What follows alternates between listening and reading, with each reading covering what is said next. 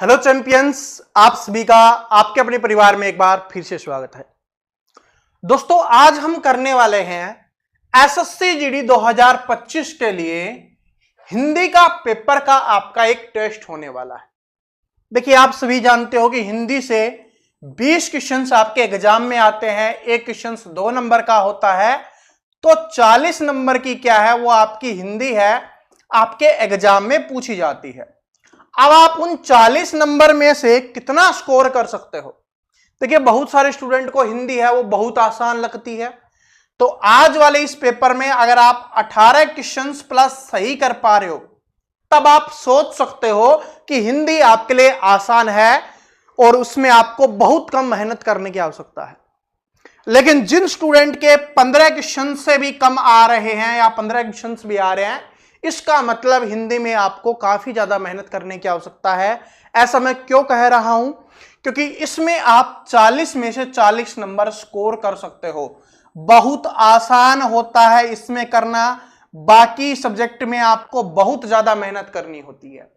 इसलिए मैं आज आपके लिए लेके आया हूं, ऐसा आया था पिछला पेपर, यानी पिछला पेपर का सॉल्यूशन आज हम करने वाले हैं और ये आपको टेस्ट के रूप में लेना है और लास्ट में कमेंट करके बताना है कि आप कितने सही कर पाते हैं, इसमें से कितने क्वेश्चंस आपको आते हैं।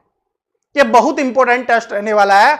सभी स्टूडेंट लास्ट में कमेंट करके बताएंगे कि 20 क्वेश्चंस में से उसके कितने क्वेश्चंस सही उसने किए हैं।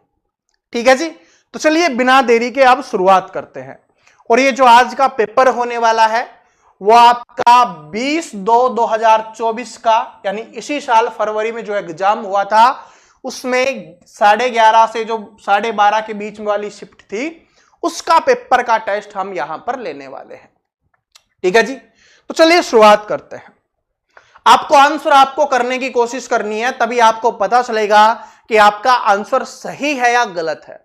ठीक है, देखिए, निम्नलिखित प्रश्न में से 4 विकल्प में से उस विकल्प का चयन करें जो रिक्त स्थान के लिए सही पुल्लिंग के रूप वाला विकल्प है, वो अपने को बताना है। इनमें से अपने को बताना है। क्वेश्चंस पढ़िए कि मैं किसी काम से बाहर जा रहा हूं, मैं किसी काम से बाहर जा रहा हूं, रिक्त स्थान आपको भरना है कि खालिस्तान को वापस आऊंगा। तो आपको बताना है कि कौन सा इसमें से सही होगा। सही होना चाहिए, पुल्लिंग होना चाहिए और सबसे बेस्ट होना चाहिए, ये अपने को बताना है। तो भाई आपको आंसर करना है। बाकी टॉपिक वाइज मैं क्लासेज करवाऊंगा, तब आपको डिटेल से पढ़ाऊंगा।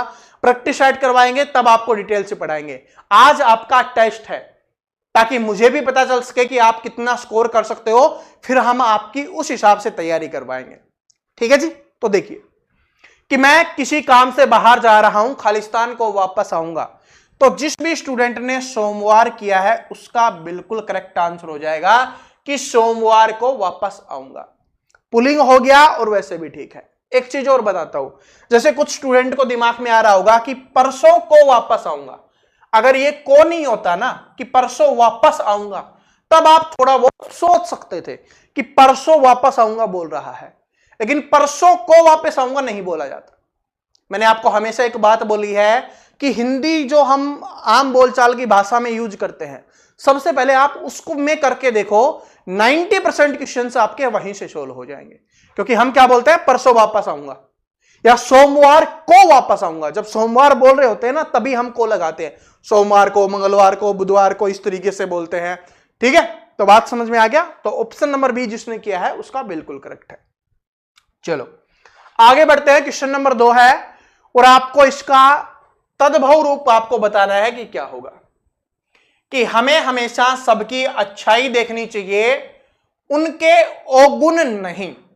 अब आपको अवगुण का बताना है कि तद्भव रूप क्या होगा। अवगुण का मतलब आपको पता होना चाहिए, फिर तो आप आराम से यहां पर कर सकते हो। अवगुण का क्या हो जाएगा, और मुझे पता है आप सभी का आंसर आ गया होगा, तो चेक कर लीजिए। इसका हो जाएगा अवगुण। अवगुण, बात समझ में आ गया। अवगुण क्या हो जाएगा, अवगुण। Option number B correct answer हो जाएगा कि अवगुण है। ठीक है, आचरण आप जानते हो कि उस किसी का व्यवहार कैसा है। ठीक है, बात और शब्द के बारे में तो बताने की आपको आवश्यकता है ही नहीं। चलो आगे बढ़ते हैं। आपको मुहावरा बताना है जो सर्वश्रेष्ठ रूप से व्यक्त करता है। क्वेश्चन नंबर तीसरा है, मुहावरा आपको बताना है, और किसका मुहावरा बताना है? ठिकाना न रहना। मैंने मुहावरे वाली क्लास करवाई थी तो आपको बताया था कि रटो मत, समझ के आंसर करो। ठिकाना न रहना, तो ठिकाना न रहने का मतलब क्या होगा कि भाई किसी के पास है, रहने की जगह नहीं है, तो इसमें बताओ कहां होगा कि कहीं जगह न मिलना।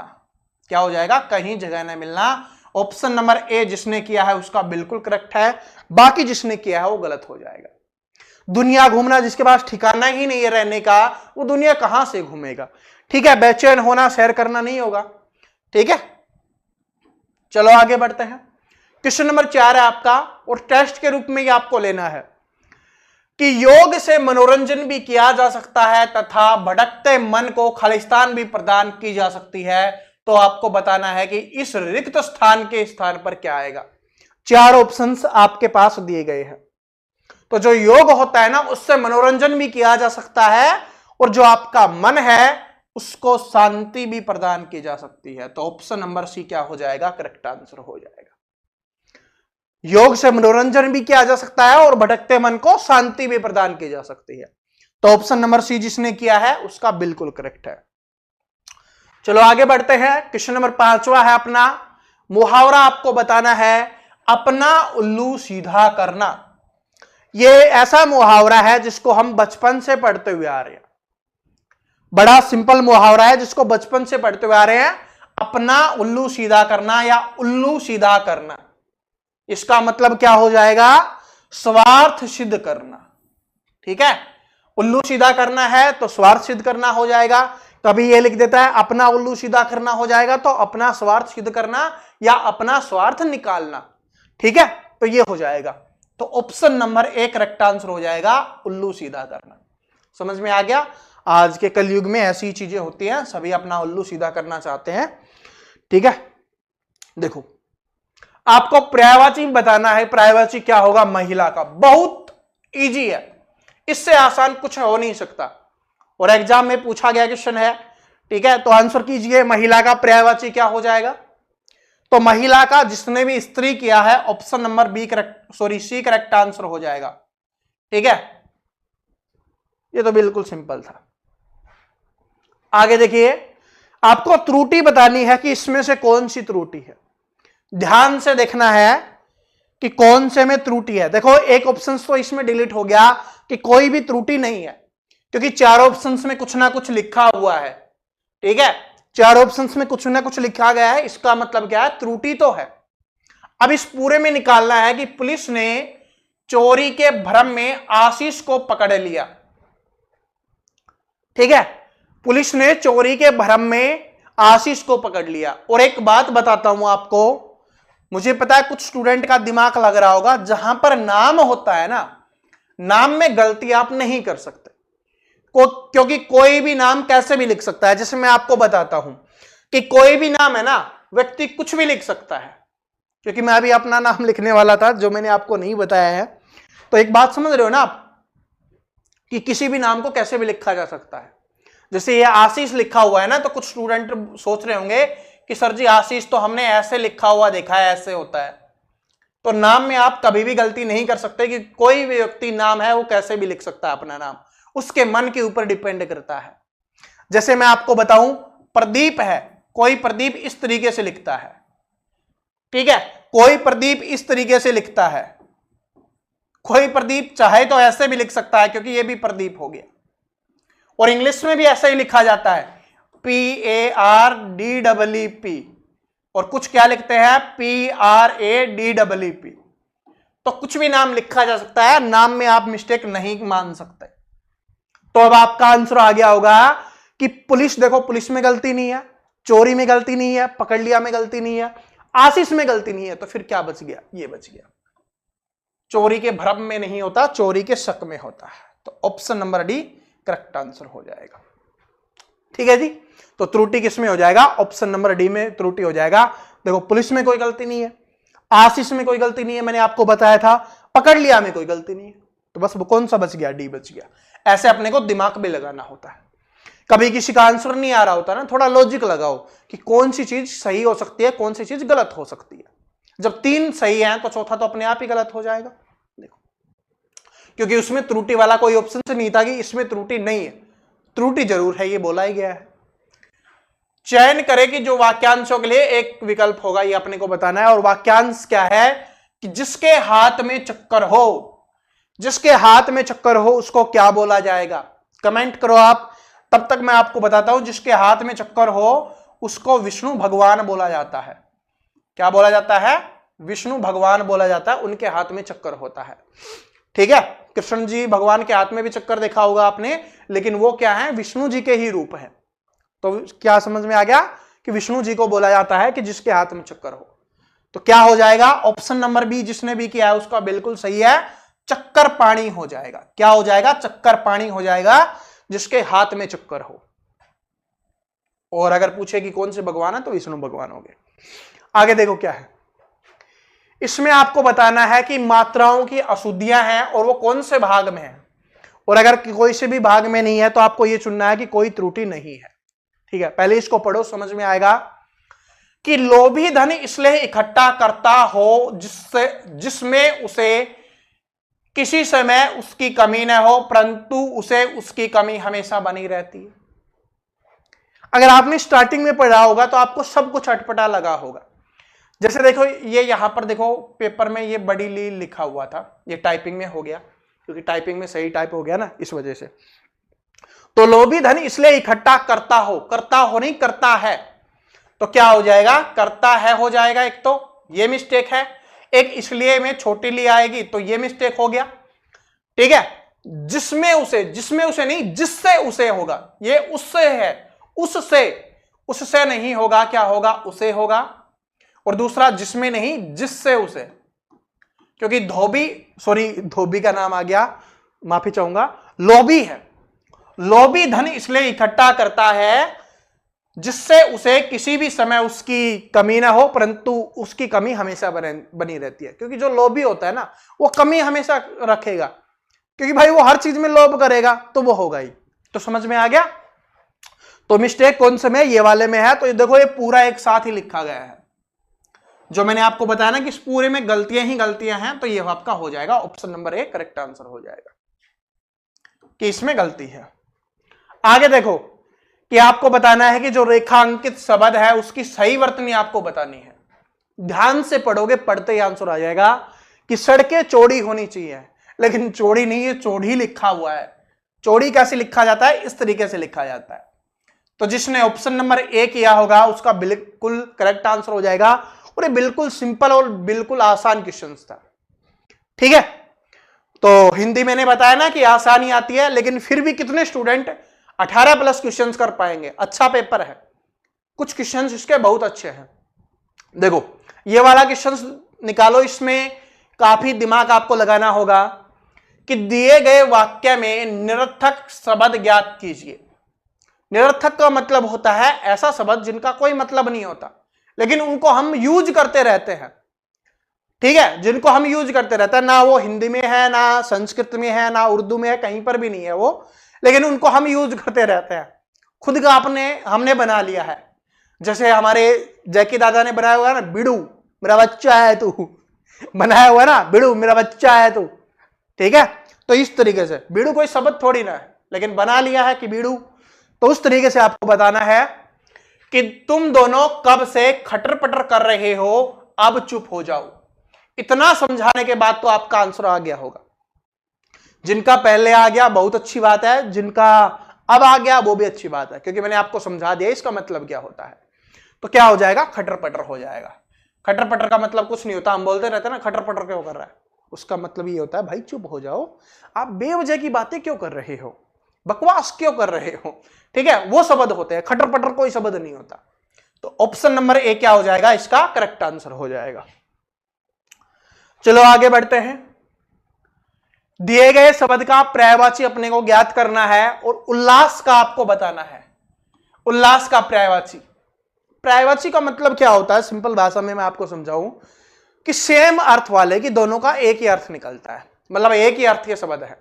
तो बताओ पर्यायवाची, और पर्यायवाची पहले भी आया था, दोबारा आ गया, तो पर्यायवाची से 2 क्वेश्चन आते हैं। बताओ उल्लास का मतलब क्या होता है? किसी के अंदर खुशी होती है, वो जश्न मना रहा होता है। जिस दिन आपका सिलेक्शन होगा ना एसएससी जीडी में, तो आप उल्लास में हो गए, बड़ी खुशी मना रहे होगे। तो क्या हो जाएगा इसका हो जाएगा ऑप्शन नंबर बी। जिस भी स्टूडेंट ने किया उसका बिल्कुल करेक्ट है, आनंद हो जाएगा। क्या हो जाएगा दोस्तों? आनंद। कि आपको बड़ा आनंद महसूस होगा कि हाँ बस यार सपना था, पूरा हो गया। ठीक है, कब से मेहनत कर रहे थे, ये ऐसी फीलिंग्स आएंगी।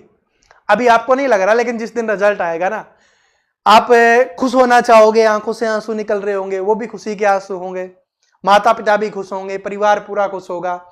ठीक है, और जो आपसे जलते हैं वो जलने वाले जल रहे होंगे, बेचारे हो के घर में रोटी नहीं बनेगी, आप मिठाई खा रहे होगे। तो ये सारी चीजें चलती हैं। ठीक है, चलो ये इसको बताओ आप कि हमें ढीलेपन से काम करना चाहिए और इसमें विलोम शब्द बताना है।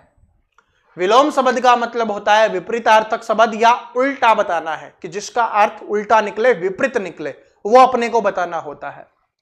तो ढीलेपन का बताओ। ढीलेपन का मतलब है कि कोई आराम से काम कर रहा है, ढीला ढाला काम कर रहा है। तो इसका विपरीत क्या हो जाएगा? जो कड़ाके से काम कर रहा है, तगड़ा काम कर रहा है। ठीक है, तो क्या हो जाएगा? स्फूर्ति।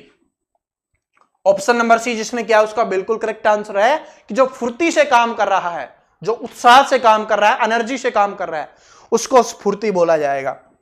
तो इसका विपरीत क्या हो जाएगा? ढीले ढाले का स्फूर्ति हो जाएगा। यानी जो आलस से कर रहा है और दूसरा चुस्ती में कर रहा है। चलो अगला क्वेश्चन है कि इस प्रकार राम जी सीता जी की खोज में विरल वन के अंदर आगे बढ़ते गए। इसका आपको विलोम बताना है। विलोम शब्द आपको बताना है। विलोम शब्द बताना है। विरल का मतलब होता है, जैसे सिंपल भाषा में बताऊं, कि कहीं कहीं पर कुछ चीजें हो। तो विरल वन का मतलब हो गया कि जहां पर बहुत कम पेड़ पौधे हो। तो इसका विपरीत क्या हो जाएगा? जहां पर बहुत ज्यादा पेड़ पौधे हो। तो विरल का क्या हो जाएगा? यहां पर संघन हो जाएगा। ठीक है, जटिल नहीं होगा। जटिल का मतलब होता है मुश्किल। कठिन का मतलब भी होता है मुश्किल। दुर्लभ का मतलब होता है जो हमें नहीं दिखाई दे, वो बहुत कम दिखाई दे, उसको दुर्लभ बोला जाता है। तो इसका है ही नहीं। विरल का मतलब क्या है कि अब मैंने आपको समझा दिया कि जहां पर बहुत कम पेड़ पौधे हो। तो दूसरा क्या होगा? जहां पर बहुत ज्यादा है। तो अगर नहीं भी पता हो, अर्थ भी ना निकल रहा हो, तो 3 ऑप्शंस डिलीट कर दिया करो, क्योंकि इतनी समझ तो आपके अंदर होती ही है कि इनको डिलीट कर दो, जो बच जाएगा वो आपका आंसर हो जाएगा। आगे बढ़ते हैं, क्वेश्चन नंबर 15 पे है कि निम्नलिखित में से 4 विकल्पों में से उस विकल्प का चयन करें जो रिक्त स्थान के लिए सही शब्द वाला है। तो बताओ कि बाल श्रम को ये यहां पर नहीं है, बाल श्रम को बच्चों द्वारा खालिस्तान के लिए किसी भी प्रकार के कार्य को करने के रूप में परिभाषित किया जाता है। यानी बाल श्रम का मतलब क्या होता है? बाल श्रम का मतलब होता है कि बच्चा है, वो कोई भी काम कर रहा है, उसको बाल श्रम बोला जाएगा। चाहे वो बड़ी कंपनी में काम कर रहा हो, चाहे वो फिल्मों में काम कर रहा हो, चाहे वो छोटी दुकान पे काम कर रहा हो। वैसे कानून हमारे देश में ऐसे हैं कि मूवी में कोई छोटा बच्चा काम कर रहा है ना, उसको बाल श्रम नहीं बोला जाएगा। कोई छोटी मोटी दुकान पे काम कर रहा है ना, गरीब का बच्चा, पेट पालने के लिए, घर वालों को खाना खिलाने के लिए, वो बाल श्रम है, उनको पकड़ लिया जाएगा। मूवीज वालों को प्रमोट किया जाता है। This is different. ठीक है, ये डिफरेंस है भाई पैसों में और गरीबी में। समझ में आ गया? नहीं, वो बाल श्रम तो वही है, बच्चा काम कर रहा है भाई, सिंपल सी बात है। कहीं भी करो तो बच्चा ही होगा, काम वो कर रहा है, पर है फर्क। तो बात समझ में आ गया? तो बाल श्रम को क्या बोला जाएगा कि बाल श्रम बच्चों द्वारा रोजगार के लिए, यानी कि भाई पैसे कमाने के लिए, खाने कमाने के लिए जो करता है, रोजगार आप समझते हो ना? रोजगार नहीं समझते, बेरोजगारी तो आप बड़े अच्छे से समझते होगे कि बेरोजगारी कितना दुख देती है। तो उसको बदलने के लिए आपको रोजगार चाहिए, और रोजगार के रूप में आप क्या लेने वाले हो? एसएससी जीडी में खाकी वर्दी लेने वाले हो, फौज की। ठीक है जी। तो खाकी वर्दी अगर आपको एसएससी में जीडी में लेनी है, तो अगले क्वेश्चन हैं, अगर आपने एक क्वेश्चन सही किया, इस पैराग्राफ को अच्छे से समझा, तो 5 क्वेश्चन सही करोगे। 5 क्वेश्चन का मतलब होता है 10 नंबर। जिसने इस पैराग्राफ को नहीं समझा अच्छे से, वो 10 नंबर अपने छोड़ देगा। तो पहले इसको अच्छे से पढ़ते हैं, समझते हैं, फिर आंसर करते हैं। देखो क्या है, आराम से पढ़ो कि भारत त्योहारों का देश है, इसलिए यहां प्रत्येक दिन एक त्योहार के रूप में खालिस्तान जाता है। तो क्या हो जाएगा, तो प्रत्येक दिन क्या हो जाएगा हमारे यहां पर त्योहार के रूप में मनाया जाता है। क्या हो जाएगा भाई, मनाया जाता है, तो मनाया जाता हो जाएगा। ठीक है, समझ में आ गया। चलो आप सभी इसको पढ़ो और आंसर आपको यहां पर करना है, क्वेश्चंस मैं आपको दिखा दूंगा। आगे पढ़ते हैं कि भारत का, यहां तक हमने पढ़ लिया ना कि भारत त्योहारों का देश है, इसलिए यहां प्रत्येक दिन एक त्योहार के रूप में मनाया जाता है। भारत का होली का त्योहार विश्व प्रसिद्ध है। होली का त्योहार हिंदू धर्म से मनाए जाने वाला दूसरा सबसे बड़ा त्योहार है। दिवाली को हम सबसे बड़ा मानते हैं, फिर क्या हो गया, होली हो गया। इस त्योहार को रंगों के त्योहार के रूप में भी जाना जाता है। होली का त्योहार भारत के साथ साथ Nepal, Bangladesh, America, Australia, Canada जैसे कई देशों में खालिस्तान है। बताओ, अब भाई आपको बताना है क्योंकि टेस्ट आपका चल रहा है, क्वेश्चन आपको यहां पर दिख रहा है। तो क्या हो जाएगा कि होली का त्योहार है, भारत के साथ साथ Nepal, Bangladesh, America, Australia, Canada जैसे देशों में भी क्या होगा, मनाया। तो यहां पर ऑप्शंस में नहीं है, तो क्या हो जाएगा आपका, प्रसिद्ध हो जाएगा, क्योंकि वहां पर भी प्रसिद्ध हो चुका है।